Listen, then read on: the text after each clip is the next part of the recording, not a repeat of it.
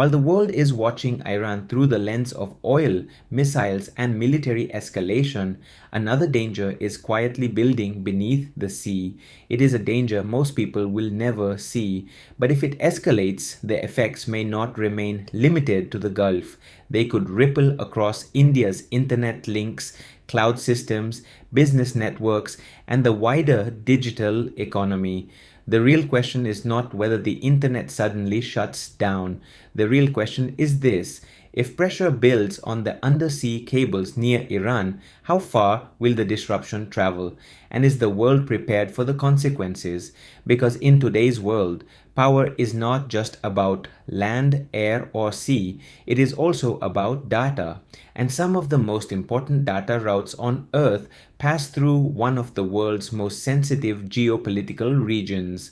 When most people hear the word Iran, they think of sanctions, oil markets, the Strait of Hormuz, or regional conflict.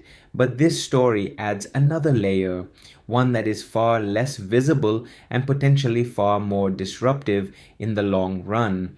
Beneath the waters around the Gulf runs critical undersea cable infrastructure that connects Asia, the Middle East, and Europe. These cables are not some secondary system in the background. They are part of the foundation of modern life. Financial transactions move through them. Cloud platforms depend on them. Global businesses rely on them. International communications, digital services, and real-time data flows all pass through this hidden network. Now let us be clear. This is not a dramatic movie scenario where one cable is cut and the whole world instantly goes offline. That is not how this works. The more realistic risk is more subtle, and that is exactly why it is so serious. A disruption in this corridor could lead to slower speeds, higher latency, network congestion, traffic rerouting, delayed repairs, and growing pressure on backup routes. In simple terms, the internet may not go dark, but it could go weak, and in a digital economy, weakness spreads fast. For India, this matters more than many people realize. India's global digital presence is deeply connected to international data routes, especially for services, cloud access, software delivery, enterprise communication, and westbound connectivity toward Europe and beyond. So, if instability near Iran affects cable operations in the Gulf region, this is not just a Middle East problem. It becomes a strategic concern for India as well. And that is where this story becomes bigger. We often talk about physical choke points like the Suez Canal, the Strait of Malacca, or Hormuz in the context of oil and trade. But the 21st century has created another kind of choke point, a digital choke point. And digital choke points can be just as critical because today economies do not run only on energy, they run on connectivity, they run on low latency systems, uninterrupted cloud access, instant communication, and stable digital infrastructure. That means a cable disruption is no longer just a telecom issue. It is an economic security issue. It is a strategic stability issue. And increasingly, it is an international policy issue. What makes the situation even more serious is not just the possibility of damage, but the difficulty of repair. In a conflict-prone region, restoring undersea cables is not simple. Repair ships need safe passage.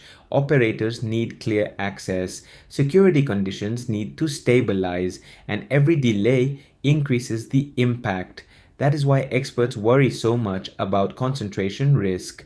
When too much international traffic depends on a few narrow maritime corridors, the entire system becomes more vulnerable. And this is where the international community needs to wake up. Undersea cables are civilian infrastructure. They support education, healthcare, finance, emergency communication, digital trade, and the everyday functioning of modern society. Yet they remain largely invisible in public debate. Everyone talks about AI, cloud growth, and digital transformation, but very few talk about the fragile physical infrastructure that makes all of that possible in the first place. That is the deeper lesson here. The rising risk around Iran should not be seen only as a military or oil market story. It should also be understood as a warning about the vulnerability of global digital infrastructure. For India, this is especially important because India is not standing outside the global digital system. It is deeply integrated into it. And when the world's digital arteries pass through unstable waters, geography suddenly becomes strategy. So the real takeaway is this: the next major geopolitical shock may not begin with a cyber attack. It may not even begin with a visible strike. It could begin with a silent disruption on the seabed because in modern geopolitics, the most dangerous vulnerabilities are often the ones you cannot see.